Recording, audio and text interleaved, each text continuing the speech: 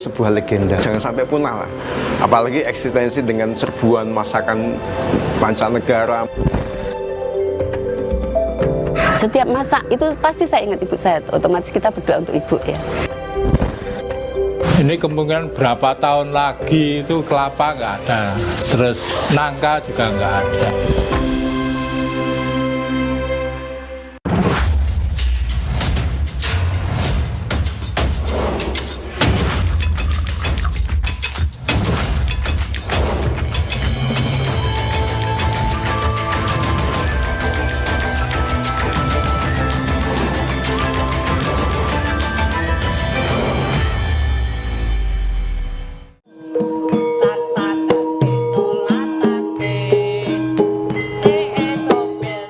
Gori atau tewel, sebutan masyarakat Jawa untuk buah nangka yang masih muda.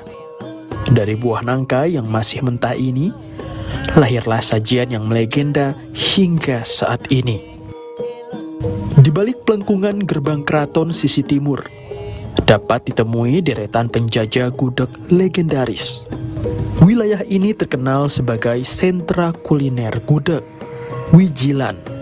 Selaras dalam satu nafas serta visi dan misi yang sama, para pengusaha gudeg di Wijilan bersatu dalam melestarikan sajian khas Yogyakarta ini. Nama saya Ibu Elis Diah Darmawati, dipanggil Bulis, pedagang gudeg di wilayah Wijilan. Saya diamanai menjadi Ketua Paguyuban Gudeg Wijilan 2016 sampai sekarang, hampir 10 tahun Mas. Setelah saya mengadakan festival gudeg bersama teman-teman yang memulai berdagang gudeg, saya matur kalian Ibu Ratu Hemas untuk menyetujui bahwa di sini sebagai kawasan gudeg Wijilan. Setelah itu saya mengajak teman-teman untuk berdagang di sini. Setelah 15 pendiri, sekarang sudah 21.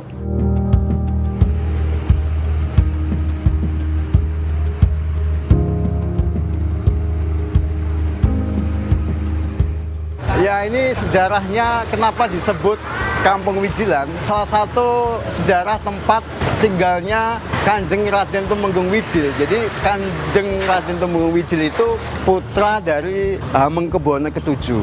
Jadi karena dikasih tempat tinggal dalam, Kanjeng Raden Tumenggung Wijil itu punya tempat begitu luas sampai ujung sana. Akhirnya jadikan sebuah kampung Wijilan dan jalan pun jadi Jalan Wijilan. Kenapa disebut Kampung Gudeg Wijilan?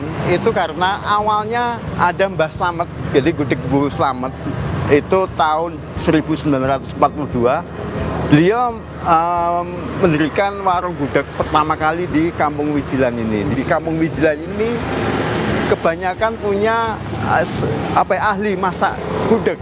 Makanya setelah adanya Mbah Slamet ini ada Mbah Juwariah atau disebut Yujum tahun 1970-an itu mendirikan warung di Gudeg Wijilan di sini. Gudeg Bulis baru muncul ketiga setelah Gudeg Yujum ada di Kampung Wijilan. Kemudian yang pemasak di dalam kampung akhirnya mereka kepingin menjual di pinggir jalan. Hampir 15 pedagang dan semua itu warga Wijilan asli.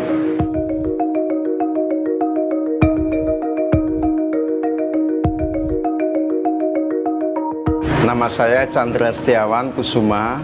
Saya sebagai Ketua Asosiasi Pengusaha Gudeg Daerah Istimewa Yogyakarta, juga sebagai owner Gudeg Bulis 1 di Wijilan. Ibu rintis usaha tahun 1993 itu membuka usaha di Jalan Wijilan nomor 5. Usaha itu memang nggak mudah ya. Waktu saya awal berdirinya ini Gudeg Bulis, ibu saya itu saya masih umur 17 tahun. Memang saya berpikiran masakan gudeg sederhana, mungkin nggak ada sebuah angan-angan besar sampai sekarang seperti ini. Saya anak nomor 1 di Gudeg Bulis, jadi ada 3 saudara. Jadi semua adik-adik saya juga semua membantu, semua mensupport untuk usaha makanan Gudeg Bulis ini dari Gudeg Bulis 1, Gudeg Bulis 2, dan Gudeg Bulis 3. Jadi masing-masing sudah mempunyai sebuah manajemen. Gudeg kering, memiliki warna coklat kemerahan dengan rasa manis yang pekat. Saat menikmati gudeg, areh penting ditambahkan untuk menyeimbangkan rasa manisnya. Areh merupakan kuah santan yang dimasak dengan bumbu-bumbu hingga susut. Cita rasa gurih dari areh inilah yang menyempurnakan rasa gudeg secara keseluruhan. Saya Ferry Harwanto Kusumo yang megang Gudeg Bulis 2, putra dari Bulis yang nomor 3 yang ragil. Di Gudeg Bulis itu karakter gudegnya itu kita gudeg kering yang untuk masa expirednya yang lebih panjang, kurang lebih ya maksimal 2 hari itu harus segera masuk kulkas untuk dipanasi. Seiring berkembangnya zaman, penikmat gudeg pun meluas hingga keluar Pulau Jawa. Inovasi pengemasan gudeg pun berkembang dari masa ke masa untuk memperpanjang penyimpanan gudeg.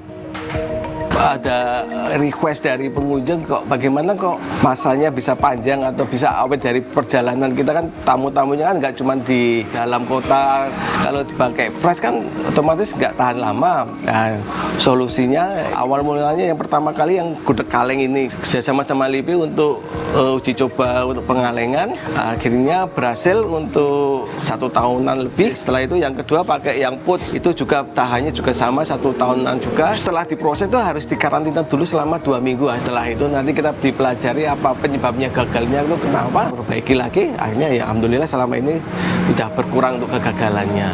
Kita menggunakan standarisasi sterilisasi makanan, dimasukkan di autoclave, ditembak suhu panas dengan tekanan 2 bar dengan suhu 121 derajat. Itu selama waktu kurang lebih 45 menit. Kegagalan makanan kan cuma karena bakteri itu. Nah, pembunuhan bakteri itu aja caranya.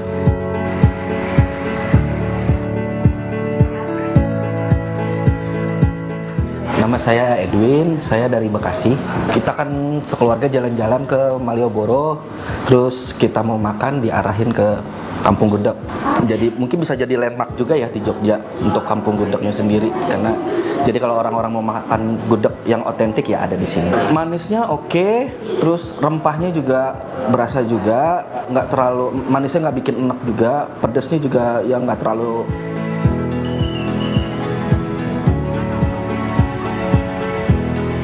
Tetap gudeg itu sebagai sebuah legenda, jangan sampai punah lah. Apalagi eksistensi dengan serbuan masakan mancanegara maupun